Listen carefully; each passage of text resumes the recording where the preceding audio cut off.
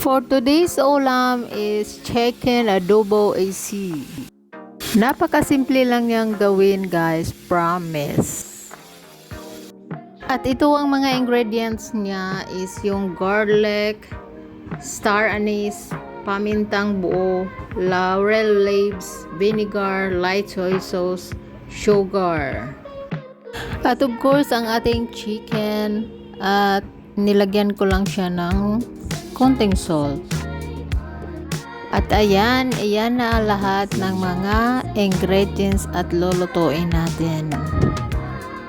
Isang wok na malinis, ilagay lang natin yung chicken.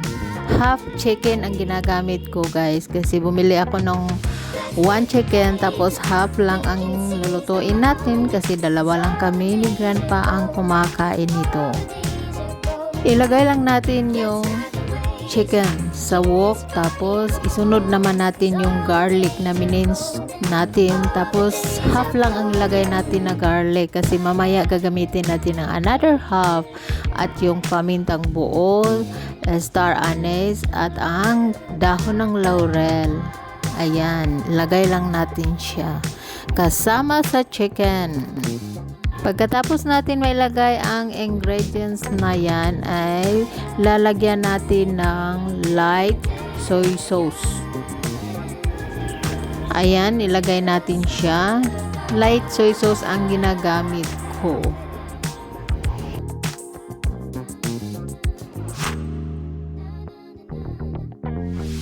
At isusunod naman natin ang vinegar. Katamtaman lang ilagay natin depende sa karami ng lulutuin yung manok.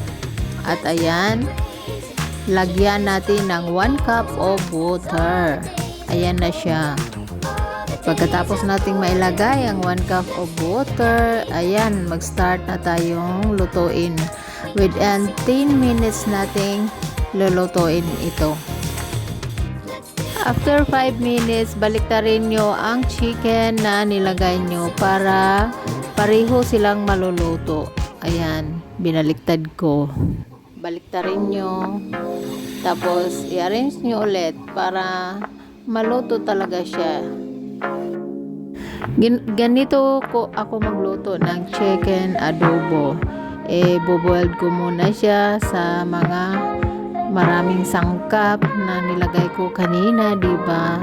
Tapos pag malis na yung water niya is saka na natin i-fry. At this time is i-take out na natin yung chicken kasi kunti na lang yung sauce na natira. Kaya ayan, i-ano na siya, separate muna natin siya. Ayan, kunin natin yung chicken at saka yung soup, lahat-lahat. Tapos ugasan natin yung kalata.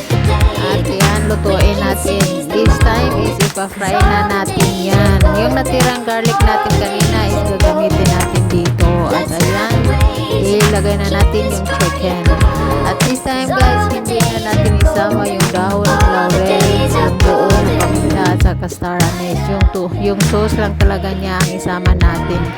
Tapos, i-wait natin until yung sauce niya is wala na. Yung talagang dry na siya. At yan, chicken adobo na tingnan. Diba?